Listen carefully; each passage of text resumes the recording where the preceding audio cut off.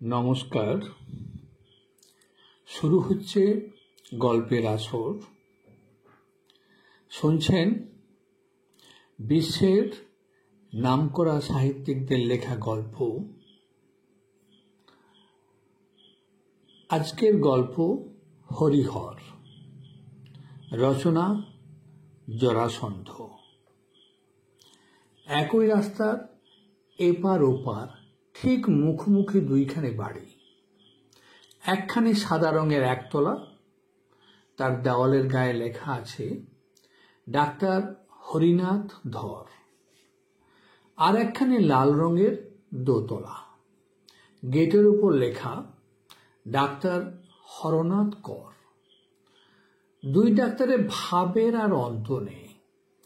ধর করের নাম শুনলেই বলে পাজি, আর কর ধরের ছায়া দেখলেই বলে ছুঁচো। পাড়ার লোকে বলা বলি করে হরিনাথ হরনাথ যেন হরিহর আত্মা। হরিনাথ ওপরের দোতলার দিকে কটমট করিয়া তাকায় আর দাঁত কড়মড় করিয়া বলে, একটা ভূমিকম্প ভগবান, একটা ভূমিকম্প।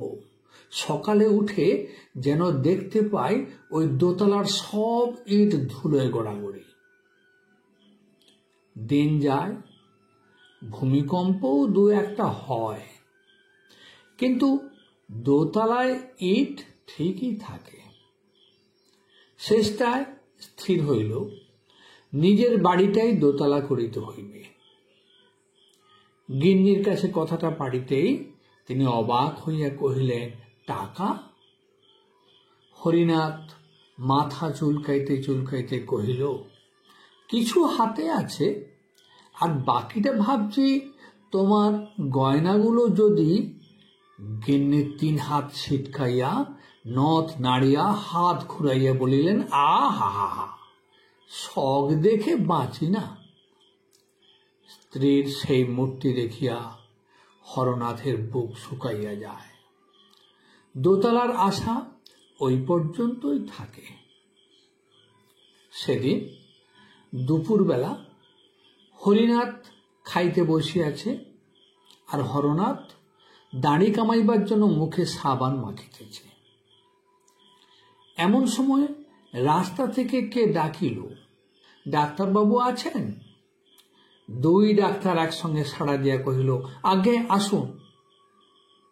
মিনিট খানেকের মধ্যেই দুইজনে 2 দিক দিয়া বাহির হইয়া আসিল এবং পরস্পরের দিকে এমন করিয়া তাকাইল যে সত্যিকাল হইলে দুজনেই ভস্ম হইয়া যাইত। ভাগ্যিস এটা কলিকাল। হরনাথের হাতে সাবান মাখানো ব্রাশ, আর হরিনাথের হাতে ডাল মাখা ভাত। লোকটি অবাক।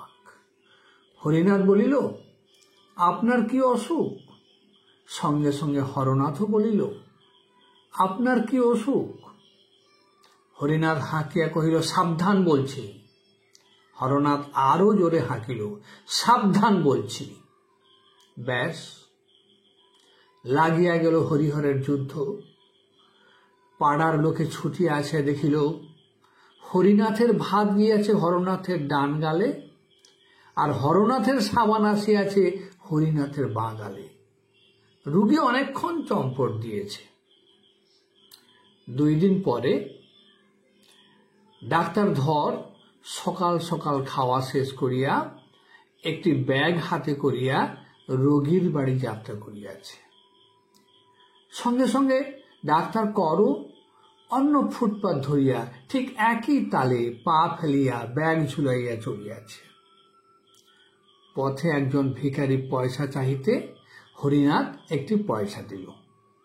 হরনাথ ভাবিল, আমার বুঝি পয়সা নেই, কিন্তু কাছে অন্য ভিখারি নেই, সুতরাং উহাকেই ডাকিল, ওরে। ভিখারি ডাক শুনিয়া ভয় পাইল। ভাবিল ডাক্তার নিশ্চয়ই তাহাকে অস্ত্র করিবেন। অতএব আর কোনো দিকে না চাহিয়া সোজা দৌড়।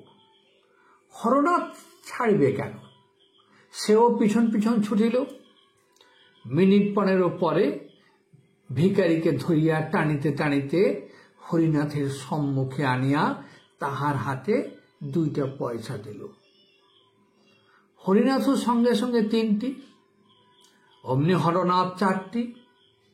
এমনি করিয়া ধর যত দেয় কর দেয় আরো বেশি, আবার কর যত দেয় ধর দেয় তারও বেশি। দেখিতে দেখিতে পয়সা ফুরাইয়া গেল। তখন টাকাও ফুরাইয়া গেল। তখন নোটগুলো যখন শেষ হইয়াছে, দুইজনের দিকে জ্বলন্ত চোখে একবার তাকাইয়া চলিয়া গেল। ভিখারিটা রাস্তায় দাঁড়াইয়া কাঁদিতে লাগিল। টাকা না দিয়া মার দিলে সে অনেক খুশি হইত।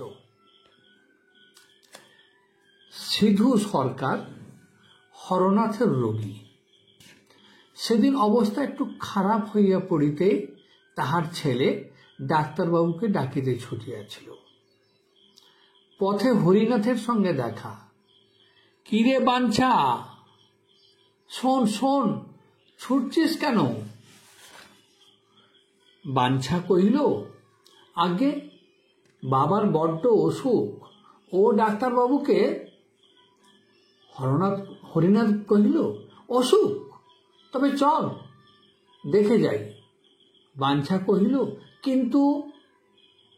আবার কিন্তু কি রে? চল। সিধুর ডান হাতে হরনাথ একটা মাত্র ইঞ্জেকশন দিয়েছিল, সুতরাং হরিনাথ বাঁ হাতে 2টি ইঞ্জেকশন লাগাইয়া দিল। তাই শুনিয়া হরনাথ ডান হাতে দিল আরো 3টি, এবং পরদিনই হরিনাথ আসিয়া বাঁ হাতে 4টি। এমন করিয়া চলিল। সিধু যত বলে, মরে গেলাম ডাক্তারবাবু, হার ফুঁড়বেন না। হরিনাথ তত বেশি করিয়া ফোঁড়ে আর বলে, ওই পাজিটার হাতে যদি না মরে থাকো, আমার হাতে মরবে না। সিধু সারিয়া উঠিল বটে, কিন্তু হাত 2 গেল। ক্ষতিপূরণের দাবিতে সে 2 ডাক্তারের নামে নালিশ রুজু করিল। জজ সাহেব আসামিদের তলব করিলেন। বিচারে স্থির হইল, হরিনাথের অপরাধ বেশি, তাহার জরিমানা 200 টাকা, আর হরনাথে 150। হরনাথ হাত জোড়ো করিয়া কহিল, হুজুর, আমারও 200 টাকা জরিমানা আজ্ঞা হোক। জজ সাহেব অবাক হইয়া কহিলেন, কেন? আগে ওই ছুঁচোটা যদি 200 দেয়, আমিও দিতে পারব। হরিনাথ রাগে গম গম করিতে করিতে কহিল, আর ওই পাজিটা যদি 200 দেয়, হুজুর, আমি দেব 300। হরনাথ রুখিয়া কহিল, তাহলে আমার 400। মারাবারের উপক্রম। তখন পুলিশ আসিয়া 2 জনকে থামাইল। জজ সাহেব দেখিলেন মহাবিপদ।